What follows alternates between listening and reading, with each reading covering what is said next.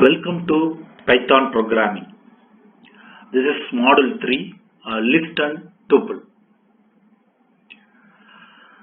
Already we are familiar about this primitive data types like integer, float, etc. Now we have something called abstract data type. In a single variable, if you are storing more than one value, we are going to call it as arrays. Arrays that is available in your C, C++, Java, etc. In array, in a single variable, we can store more than one value, but all the values should be same data type. If you want to store 10 integer numbers in a single variable, that is called array. Array is 10 float number, that is called array. In Java, we have another concept that is called array list. If you go by array list, we can have different data types. In a single variable, we can store one integer value, float value, and also string, etc. Okay, this is called array list in Java. Same like your Java. In Python, we have a data type called list. The general definition for the list, it is a collection of different objects. Here I can store different data types under a single variable. For list, we have a notation that is called square bracket. So for square bracket used for our array, now in Python for denoting the list, we have square bracket. Now I am taking one simple example. L equal to, within the square bracket I put 1, 2.0, and one string. I stored three objects. First one is integer object, second one is float, third one is string. These three values are stored in L. Okay, if you run this cell, the entire elements available in the list will be printed. I put print L. So this is the usage of your list. Here the list elements are denoted by index. The index value starts from 0. For example, the index for 1, no, that is 0. The index for 2.0, that is 1. The index for part, that is 2. We can also retrieve the value by using the index. For example, here I put print L of 0. If you run the program, it will retrieve the value available in the 0th index. The 0th index we have 1. Then second one, I am writing again print L of 1. Now you will get the output 2.0 because it is my first index. Then, and one more thing, we can go from left to right, otherwise we can access the elements from right to left. If you want to access the elements from right to left, you can use minus symbol. Now I want to access this PART. For that I am putting print L of -1. So if you run this cell, you will get this PART. So if you want to get this 2.0, you can put print L of -2. Then if you want to get this one, print L of -3, like this. So in both directions, we can access the elements in your list. Here the variable I given now L. You can give any character or any name for your list. By seeing this square bracket, it will understand it is a list. So now we know what is the meaning of list, where we can store different data types in a single variable. In the list, we have some important methods. Here, what is the meaning of method? No, already we have predefined code in our Python. That is available in our Python, that is developed by the developer. Simply I am going to use that. Okay, these are called built-in methods. Here I listed some important built-in methods for our list. The first one, append. Append method used to add element in the existing list. Then clear, it is going to remove all the elements. The third one, count, it is going to tell the frequency of the corresponding element. Then insert, in particular place, if you want to insert an element, you can go for insert. Then reverse. Suppose you have a same data type in your list, you can easily reverse all the elements in your list. Then sort, it will do that ascending order. Okay, we'll go one by one. Now, we are taking the same list. In the list I am having the list one more time, printing the list what I stored. I am printing this print L. So print L now, here I have 3 elements. Now I want to add one more element. For that, how to use L.append. Here I am adding another string that is called SAR. Then after adding that, I am printing L. Now if you execute this cell, you will get this 1 2.0 PART SAR. So if you are appending any element, that will be added in the list as a last element. Now second method,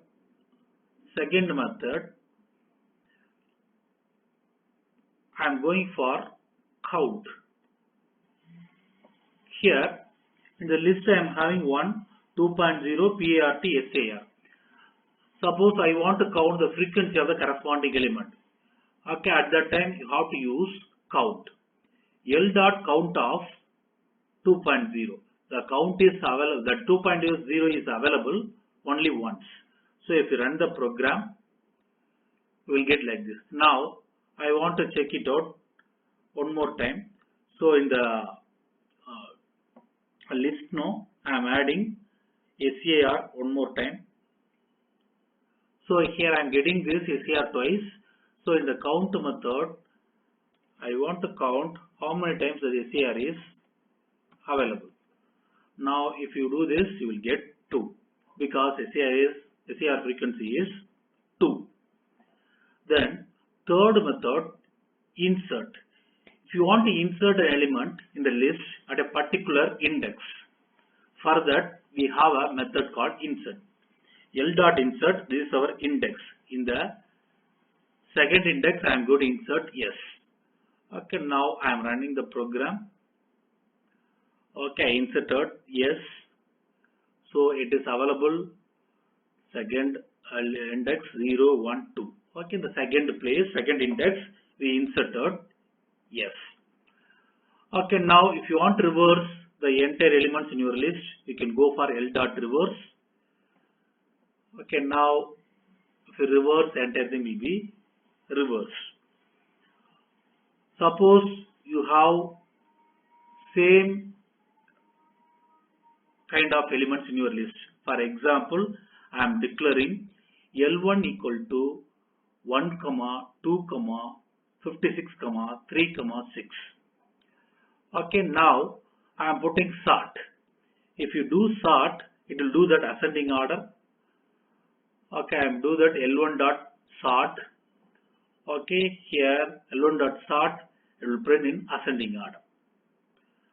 Okay, the last one, we have so many methods available. I listed only that important methods which will be useful for our programming. Now I am doing this L1 dot clear. It is going to remove all the elements, only that empty list available. So we started what is the meaning of list, where we can store different data types. We have a square bracket. The list is denoted by square bracket. So here I can add different data types. All are mentioned by your index. The index starts from 0, 1, 2, etc. We can access the elements by using the index from left to right. Suppose you want to access from the right to left, you can use that -1, -2, etc. And also I listed what are the different methods available?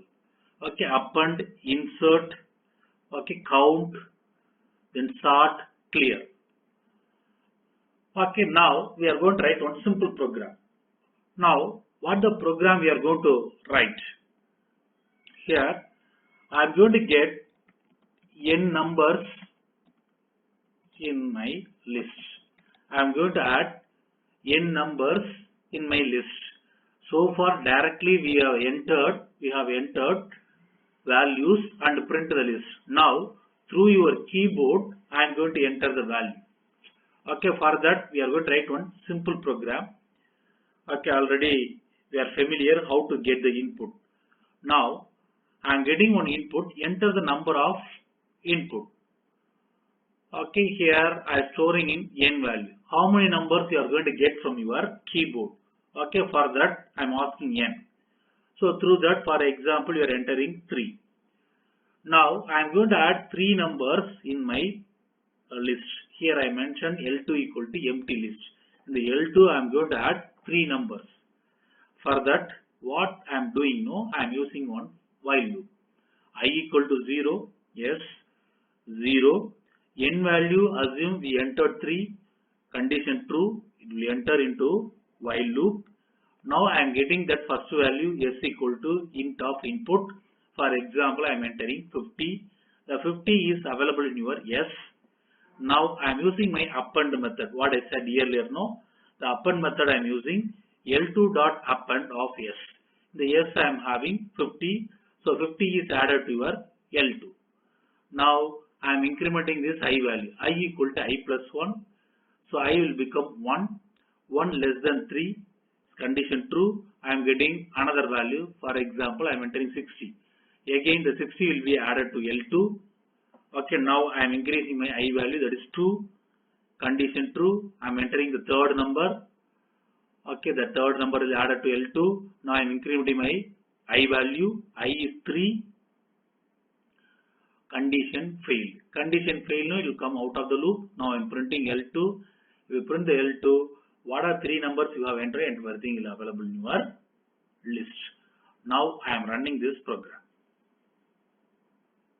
So it is asking a number of input.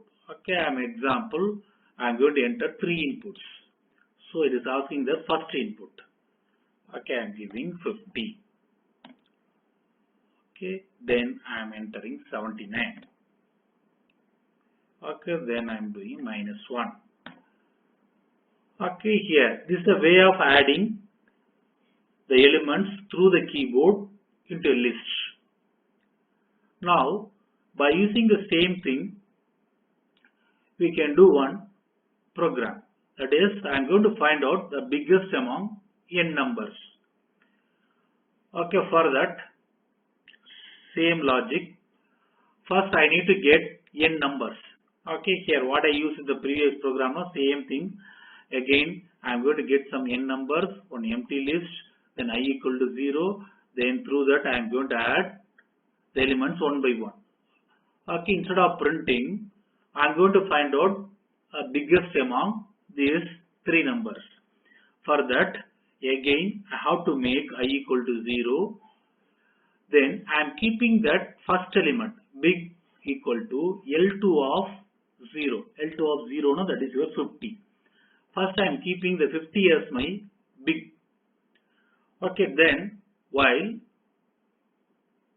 I less than n, I equal to 0, n value is 3, condition true. Then I am entering into the loop. Then I am putting my if condition if L2 of 0. L2 of 0 is nothing but our 50. 50 greater than big. Both are same. So condition is failed. So it won't do anything. Now here it will come I equal to I plus 1. Now I will become 1. 1 less than 3. Condition true. Then L2 of 1. It will take that 79. 79 greater than, in big we are having 50. 79 greater than 50, condition true. So L2 of I, that is 79, go to your big. Now big will become 79. Then again I equal to I plus 1, 2. Okay, 2 condition is true. Now this is L2 of 2. L2 of 2 is nothing but -1. Now in the big we are having what that is 79. Condition fail because this is my -1. This is my 79. Condition fail. So again you will come over here. I equal to I plus 1, that is 3. Okay, 3 less than 3, condition failed. So it come out of the loop, print big. In the big we are having the 79 that will be printed. Now I am running this program. See the same thing. I am giving 3. So it's asking values 50, second value 79, third value -1. Okay, now if you put enter, tell big is 79.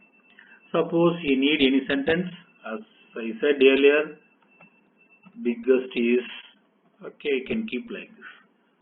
Okay, if you run, you can clearly understand how it is working. Number of inputs 3.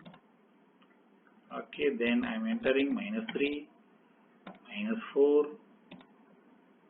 0. Okay, biggest is 0. So now you are clear about a list. The second one, we have another ADT that is called tuple. A tuple is a collection of objects which are ordered and immutable. Okay, it's same like your list. The only difference is it is immutable. Okay, we cannot easily modify the corresponding tuple. Okay, that is the difference. The list is mutable. We can modify the list, but the tuple we cannot able to modify. That is the meaning of immutable.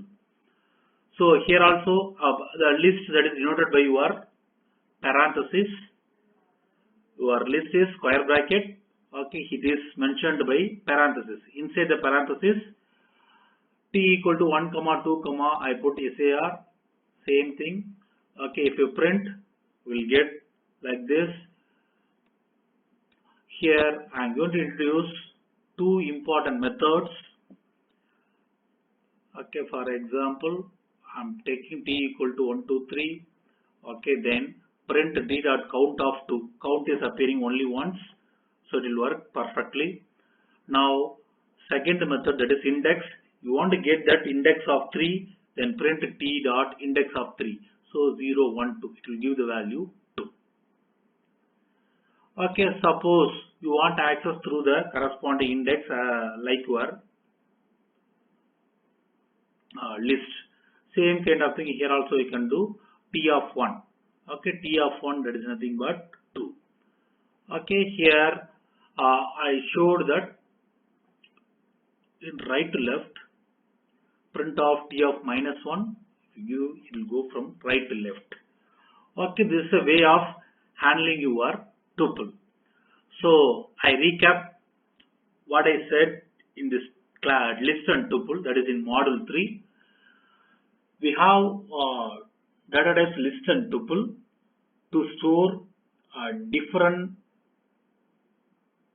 type objects like your array list in Java. What is list? Is a collection of different data types. We are going to retrieve the thing by using index. We can do left to right or right to left, and also we have few important methods available. I mentioned the methods. Okay, by using the method, I demonstrated one simple program. That is append method. Through the keyboard, I am getting the value one by one and added in my list. Based upon the example, we found the biggest among n numbers. Then we entered into tuple. Tuple same like your list, but it is immutable. The list is mutable. Here also I am going to have 2 important methods. First one is count, the frequency. The second one is position, that is index. We can access by index also. from left to right as well as right to left. Send off module 3. Thank you for watching. We will meet in the next module 4.